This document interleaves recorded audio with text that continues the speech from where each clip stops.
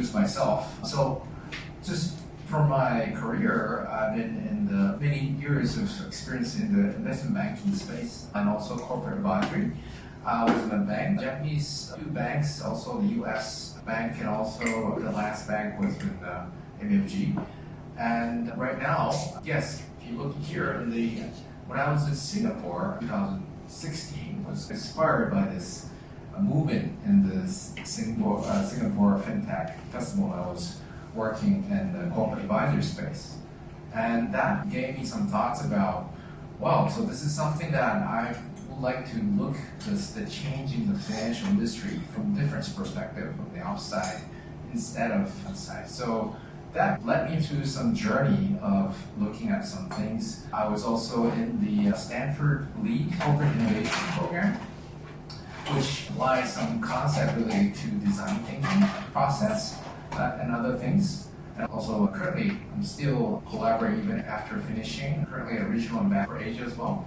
And so actually during the COVID, before COVID actually, in 2018 afterwards, I also transitioned my career into management consulting since 2018. And I'd like to introduce why I'm here and to introduce how design thinking process and also change my perspective and also my career as well. Okay, so this is actually just one of the examples where it's explaining about a lot of design thinking process, which does have some of my experience that I currently use as well from the perspective of design. So for example, we look at the market. One of the perspective I use is this three things. What is the customer? What's usability? What is the business viable or not? And also the technology feasibility. We try to look these three things from the intersection of it. And running these things, what are the technology actually that can be applied to solve these needs of the customer? And also how does this business be viable as well? And especially the most important thing is what is the real user's needs, and also the employers. This is something I look and I apply quite a lot when I work at consulting. I currently work at Deloitte and growth strategy for innovation primarily for Japanese companies that applies a growth strategy inorganically or organically. This is something I use a lot to look at the market. One of the other example, this is related to design of the organization. And I write here as organization design arc framework. This is when we look at some of the organization, actually this three perspective is that needs to look at the changes in organization.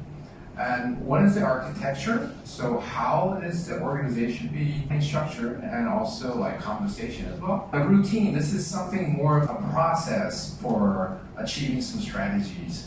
And this is more like a daily based routine and how that can be applied to achieve these goals. And also the most difficult part, which takes a lot of time, is this culture bit. And what is the deep-rooted culture within an organization that wants to change? And this actually is one of the hardest part, but we look at the inner organization as well as the client as well. Clients are trying to look at things from the culture perspective. How can they change? So these three things actually needs to be looked from different angles for different companies as well. And I see as one of the very useful perspective of design thinking process. So in terms of how we actually change the routine, actually there's a lot of things that can be done. And we actually try to implement some of the routines by thinking within each departments or clients. And actually, this is just one of the example. This is actually like a sticker that we use, but we actually based on the how might we statement, brainstorm of ideation. How might we, this is one of the example that I used to use, and one example when I was in consulting, beforehand, how to change the organization culture to change different perspectives. Just one example, but by just discussing within the different departments, clients and also internally can talk about these things from a different angle. And we set some time, actually very short time, to really brainstorm and using the stickers to think of what that routine is. And that routine is one of the process that can be used to change the organization design. This is more like a really iterative process and takes a lot of time, but the way that the communication actually really be useful by using this how might we, because it's a very open-ended questions as opposed to closed questions. So this is, going back to Boris, is the status of converge, diverge, and it's definitely this diverge state, and really helps to think of different things. This is like a slightly different, in a way, different topic, but I wanted to actually explain about this impact. Currently, after finishing the program, I'm looking at this impact perspective and created this think tank called Impact. This is one of the things that I introduced, looking at how to change this, disrupt this creation, sharing concept, and looking from the perspective of impact. And when we think about risk return, there's another paradigm, which is the impact that needs to be considered. And this is one of the examples that is shown here. So impact, if you look at this diagram, this is actually quite intuitive, is that this iterative process of this impact curve, and impact is defined as a change in probability of the outcome. This is one of the book by Alessia called Impact by Challenge. I think this is a very intuitive, is that we look at the change of the impact of the probability. So going back to the process, we iteratively try different things so that the value of impact is being changing, and the probability distribution of the event is changed, and also lowering the chance of negative consequences and increase the change of the positive outcome over time. So this process is something that helps to look at. People also, I hear a lot of discussion with how we actually increase this impact. There's a lot of things that we discuss with clients as well. So how might we amplify this value of impact to serve this various stakeholders? Going back to Boris' explanation of the planet. This is the theme I'd like to introduce here. And just introducing about this Impact by LEAD, which is virtually accredited members with the Stanford LEAD alumni. We have set our mission of focusing on the value creation, value sharing concept, and to how to look at the amplifying the value that is being shared with many stakeholders. And this is like a think tank that we have created. We have members of about 400 members in different countries. And also, when we think about this impact, this is something that we need to look from different angle and different sectors and different perspectives. And we're doing this to invite some members from different sectors to hear about so what are the impact that is created. And yeah, there's like 9 working groups. We look at from finance angle, technology, agriculture, energy, transport, smart city. Also from perspectives, we look from a circular disruption, a circular economy perspective, and also storytelling, and also the wellness part. And so when I was started to think about sustainability, it is a very broad topic. And first it was like really hard for me to understand the whole picture. But looking from a different angle actually really helped to understand. And from the perspective, we try to use some of the frameworks I'd like to introduce. This is some of the activities that we have been doing from last year, hosting some members. This guy on the left hand side, Sir Ronald Cohen, who's the founder of Apex.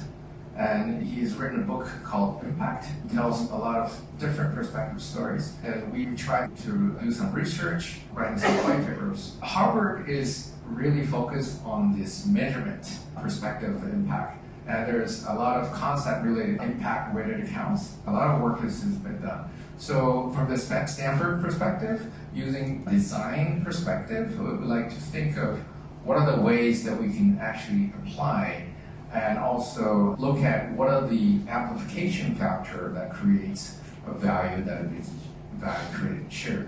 I'd like to share some examples here. And this is, sorry, there's a lot of work here. But to introduce one of the framework that we've been trying to create. This top part, this is one of the sort of like a very standardized business model canvas. You may know a little bit squished here, but I'd like to introduce this bit of how can impact be incorporated into the business model. And one example I wanted to share with you. This is an Israeli company called FinTech for longevity, focused on longevity and looking from the FinTech perspective. And it's like an educational group that looks at various things. One of the highlights I wanted to share is that on the bottom two is this, what is actually, when we look at the cost and revenue, it doesn't pay at a short time. So what needs to be actually incorporated for the business to work is actually this capital asset that is impacting. And a capital asset framework, this is also something that is introduced in Stanford as well. The capital asset, there's a human element, also there's the natural capital, manufacturing, knowledge, and social. One of the examples I'd like to just share with you, for example, for this FinTech for longevity, one of the things that is really impacting this company is the knowledge capital that is being created to enhance the knowledge of longevity finance and also the human capital element. This initiative actually creates value to support financial needs for the age group. And also the social capital element, which is this creates a lot of social capital for the age group. And one of the things that also I would like to include here is this virtuous circle or virtuous cycle. So for this example, we look at what is the knowledge.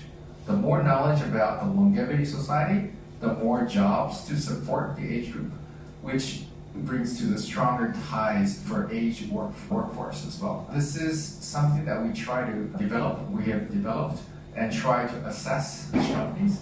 What are the factors that creates the amplification factor? This is something that we're trying to work on. And going back to the value proposition on the last page, this is decomposed into three bits of what is the value being created, or what is the value that has been shared, and looking back from the value being shared, what is the amplification factor of the value? This is something that we try to look from for each companies and decomposing the value proposition. And this case is this FinTech for longevity service providing additional value for the age group to have an access to financial services. And creation is the community, which is the social capital and knowledge. And the value being shared is this periodic gather as working groups to share one of the best practices. And that, looking from these things, the additional value that is created is this extensive sense of belongings through periodic events. And also, one of the angle is this technology that they use. For example, the NFT they use for, let's say, for the certification when finishing the course. I took the course. It was like an 8 weeks course, but this is something I was really figured that it has an angle of impact. So I wanted to share with you on this. Last takeaway is that design thinking actually really connects the dot of with lots of things coming up in the Industry 4.0. We have various perspectives, and for example, for myself, I was in the financial industry, and now half my work is also related to the energy innovation and also other aspects of impact. Design thinking process actually really connects these things into the dot and gives us some insights. And I think the benefit for the process is that when we set some time really limit some time to really think of ideas, going back to that brainstorming thing, actually creates great ideas as well. And also, one of the benefit I figure is this life itself and design thinking process actually really help, because throughout my course of transition from banking industry to consulting, I also try to implement some of the design thinking process. What are the people that has shifted from one industry to other, and asking some questions and open-ended questions. And what are the challenges? What are the things that can be done? Lots of interviews actually really helped me to make commitment to shift from banking into consulting. I really want to thank about this invention of design thinking process and to finish my part. So thank you.